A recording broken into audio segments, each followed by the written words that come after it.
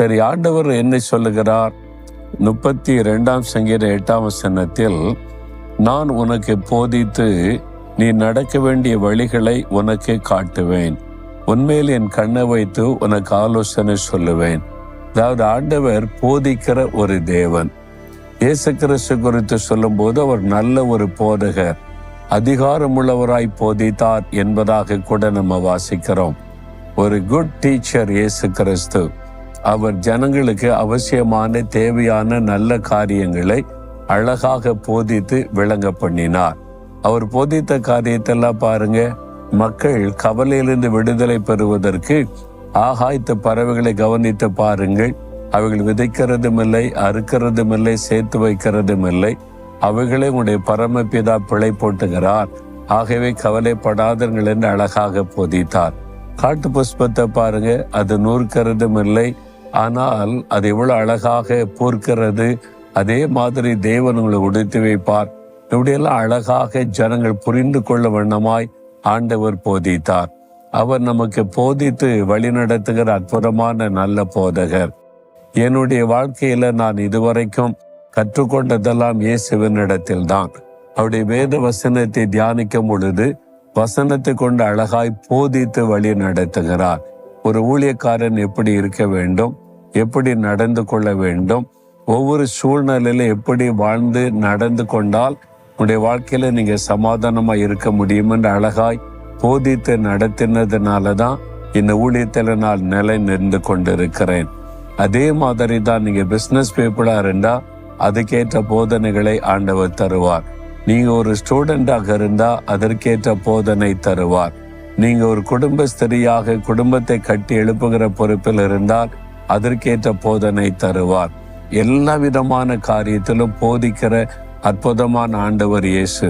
இப்போ உங்களுக்கு ஏதோ ஒரு காரியத்துல ஒரு போதனை ஆலோசனை தேவையா இருக்கிறது. நீங்க ஆண்டவரை நோக்கி பார்த்து, நீங்க நல்ல போதகர், எனக்கு நல்ல காரியத்தை போதித்து எனக்கு ஒரு ஆலோசனை சொல்லுங்க நீ கேட்டா அழகாக உங்களுக்கு ஆலோசனை தருவார். இன்னைக்கு ஏதோ ஒரு பிரச்சனையில என்ன பண்ணுவதுன்னு தெரியல, அப்படி கலங்கி நிக்கிறீங்க, உங்களுக்கு ஒரு ஆலோசனை தேவையா இருக்கிறது. குடும்ப காரியத்துல, தொழில் காரியத்துல, ஊழிய காரியத்துல உங்களுக்கு ஒரு ஆலோசனை தேவையா இருக்கிறது. நீங்க ஆண்டவரை நோக்கினால் அழகாக ஆலோசனை கொடுத்து அற்புதமாய் நடத்துவதை நீங்கள் பார்க்க முடியும். நான் பாருங்க ஊழியத்துல இருக்கிறேன். ஒரு சமயம் அநேக ஆண்டுகளுக்கு முன்னாலே ஊழியத்துல 2 சகோதரர்கள் ஒருத்தருக்கு ஒருத்தர் சண்டையிட்டு வழக்கு தீர்க்க என்கிட்ட வந்தாங்க. ஏன்னா நான் தானே பொறுப்பில் இருக்கிறேன். அதுல 2 பேரும் ஒருவரை ஒருவர் மாற்றி குற்றம் சொல்றாங்க. இவன் இந்த மாதிரி பண்ணிட்டான், இவன் இந்த மாதிரி பண்ணிட்டான்னு ஒருத்தருக்கு ஒருத்தர் குற்றப்படுத்தி பேசுறாங்க. இவங்களுக்கு நான் என்ன மாதிரி தீர்ப்பு சொல்லுவது? எனக்கு ஒரு ஆலோசனை தேவை. 2 பேரும் ஊழியத்தில் இருக்காங்க, நானும் ஊழியத்தில் இருக்கிறேன்.